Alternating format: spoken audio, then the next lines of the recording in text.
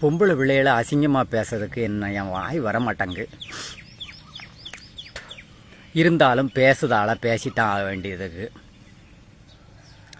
அதாவது சத்யராஜ் சினிமா நடிகர், அல்வா ஃபேமஸ் சத்யராஜ் சினிமாவில் தான் அல்வா கொடுத்துருக்கான் அந்த ஆள் அப்படின்னு நினச்சா நிசத்துக்குமே அல்வா கொடுத்துக்கிட்டு தெரிஞ்சிருந்திருக்காரு. யார்? சத்யராஜ். மகா பொம்பளை ஆளுகளுக்கு சொல்லுதான். யார்? திவ்யா சத்யராஜ்.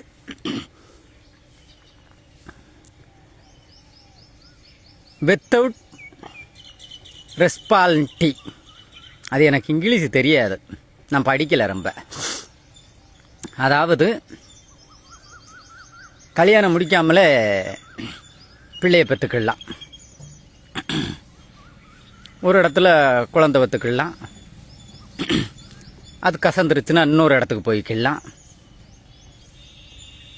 பிற ஒரு நல்ல முகக்கலையானவனை பார்த்தா முத்தம் கொடுத்துக்கலாம். யார் சொல்கிறா? திவ்யா சத்யராஜ். நம்ம தமிழக பெண்களுக்கு அறிவுரை. உன்னையெல்லாம் எப்படி பொம்பளைன்னு சொல்ல முடியும்? பொட்டச்சின்னு தானே சொல்ல முடியும். பெண்மைக்கே களங்கம் அன்னைக்கு. உலகத்திலேயே பாரத தேசத்தில் மட்டும்தான் பெண்மையை தெய்வமாக மதிக்கக்கூடிய இடம். உனக்கெல்லாம் என்னமும் தெரிஞ்சிருந்துச்சுன்னா இப்படி சொல்லுவியா? உன் அப்பன் அல்வா கொடுத்துக்கிட்டு இருந்திருக்கான். யாருக்கெல்லாம் கொடுத்தானோ?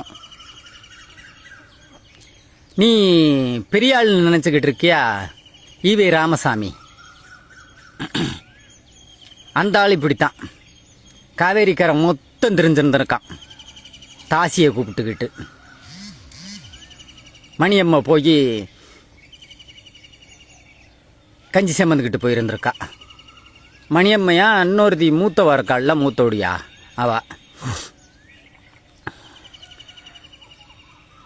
ஒரு வேசி போயிட்டு இன்னொரு வேசி வந்துட்டான் இருக்கான் அந்த ஆள். பெண்மையை மதிக்க வேணாம், பெண்மைக்கு சப்போர்ட் பண்ணத வேணாம். அதுக்கு எங்கள் ஊரில் என்ன பேச்சு தெரியுமா? என்ன பேர் தெரியுமா? வேசி தாசி தேவடியா அவுசாரி.